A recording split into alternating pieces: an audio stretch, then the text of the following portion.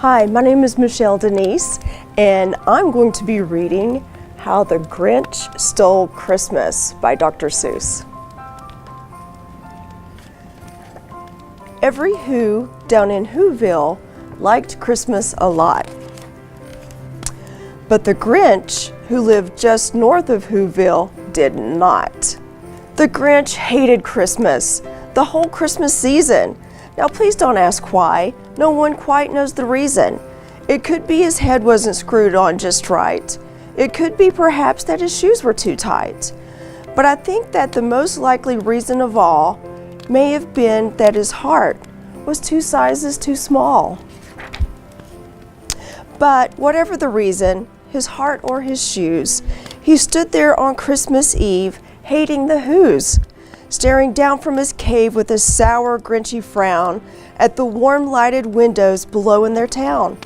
For he knew every Who down in Whoville beneath was busy now hanging a mistletoe wreath. And they're hanging their stockings, he snarled with a sneer. Tomorrow is Christmas, it's practically here.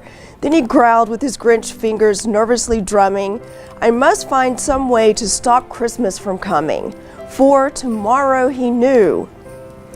All the Who girls and boys would wake bright and early. They'd rush for their toys, and then, oh the noise, noise, noise, noise. That's one thing he hated, the noise, noise, noise, noise. Then the Whos, young and old, would sit down to feast, and they'd feast, and they'd feast, and they'd feast, feast, feast, feast.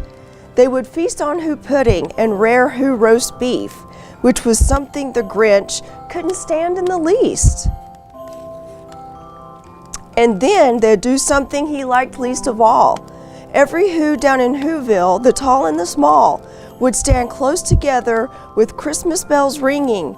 They'd stand hand in hand, and the Whos would start singing. They'd sing and they'd sing and they'd sing, sing, sing, sing. And the more the Grinch thought of this Who Christmas sing, the more the Grinch thought, I must stop this whole thing. Why, for 53 years I've put up with it now. I must stop this Christmas from coming, but how? Then he got an idea. He got an awful idea. The Grinch got a wonderful, awful idea. I know just what to do, the Grinch laughed in his throat. He made a quick Santa Claus hat and a coat. And he chuckled and clucked, what a great Grinchy trick. With this coat and this hat, I look just like Saint Nick. All I need is a reindeer. The Grinch looked around, but since reindeer are scarce, there was none to be found. Did that stop the old Grinch? No, the Grinch simply said, if I can't find a reindeer, I'll make one instead. So he called his dog Max. Then he took some red thread and he tied a big horn on the top of his head. Then he loaded some bags and some old empty sacks on a ramshackle sleigh, and he hitched up old Max. Then the Grinch said, giddy-ap, and the sleigh started down toward the homes where the Whos lay a snooze in their town. All their windows were dark, quiet snow filled the air. All the Whos were all dreaming sweet dreams without care. When he came to the first little house on the square, this is stop number 1, the old Grinch Claus hissed, and he climbed to the roof, empty bags in his fist.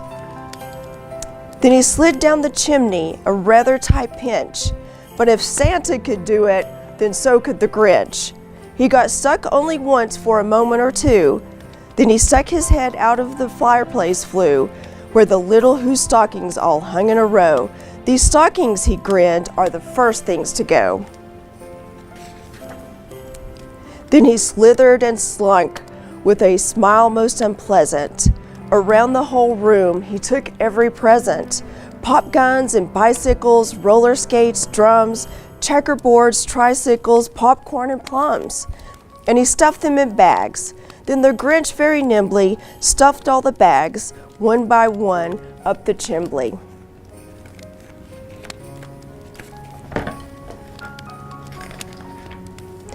Then he slunk to the icebox. He took the Who's feast. He took the Who pudding, he took the roast beef. He cleaned out that icebox as quick as a flash. Why, that Grinch even took their last can of Who hash. Then he stuffed all the food up the chimney with glee. And now, grinned the Grinch, I will stuff up the tree. And the Grinch grabbed the tree and he started to shove when he heard a small sound like the coo of a dove. He turned around fast and he saw a small Who, little Cindy Lou who was not more than 2. The Grinch had been caught by this tiny Who daughter who'd got out of bed for a cup of cold water. She stared at the Grinch and said, Santa Claus, why are you taking our Christmas tree? Why? But you know, that old Grinch was so smart and so slick. He thought up a lie and he thought it up quick. Why, my sweet little tot, the fake Santa Claus lied. There's a light on this tree that won't light on one side. So I'm taking it home to my workshop, my dear. I'll fix it up there, then I'll bring it back here. And his fib fooled the child. Then he patted her head, and he got her a drink, and he sent her to bed. And when Cindy Lou Who went to bed with her cup, he went to the chimney and stuffed the tree up. Then the last thing he took was the log for their fire. Then he went up the chimney himself, the little old liar. On their walls he left nothing but hooks and some wire. And the one speck of food that he left in the house was a crumb that was even too small for a mouse. Then he did the same thing to the other Who's houses, leaving crumbs much too small for the other Who's mouses. It was 1/4 dawn, all the Who's still abed, all the Who's still a snooze when he packed up his sled. Packed it up with their presents, the ribbons, the wrappings, the tags and the tinsel, the trimmings, the trappings. 3,000 feet up the side of Mount Crumpet, he rode with his load to the tip-top to dump it. Pooh-pooh to the Who's was Grinchishly humming. They're finding out now that no Christmas is coming. They're just waking up, I know just what they'll do. Their mouths will hang open a minute or two, then the Who's down in Whoville will all cry boo-hoo. That's a noise, grinned the Grinch, that I must simply hear. So he paused, and the Grinch put his hand to his ear, and he did hear a sound rising over the snow. It started in low, then it started to grow.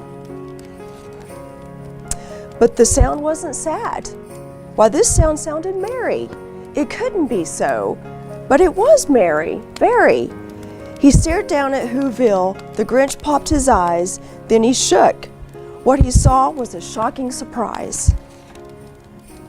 Every Who down in Whoville, the tall and the small, was singing without any presents at all. He hadn't stopped Christmas from coming, it came. Somehow or other, it came just the same. And the Grinch, with his Grinch feet ice cold in the snow, stood puzzling and puzzling. How could it be so? It came without ribbons, it came without tags, it came without packages, boxes, or bags. And he puzzled 3 hours till his puzzler was sore. Then the Grinch thought of something he hadn't before. Maybe Christmas, he thought, doesn't come from a store. Maybe Christmas, perhaps, means a little bit more. And what happened then? Well, in Whoville they say that the Grinch's small heart grew 3 sizes that day. And the minute his heart didn't feel quite so tight, he whizzed with his load through the bright morning light. And he brought back the toys and the food for the feast, and he himself, the Grinch, carved the roast beef. Merry Christmas, everyone.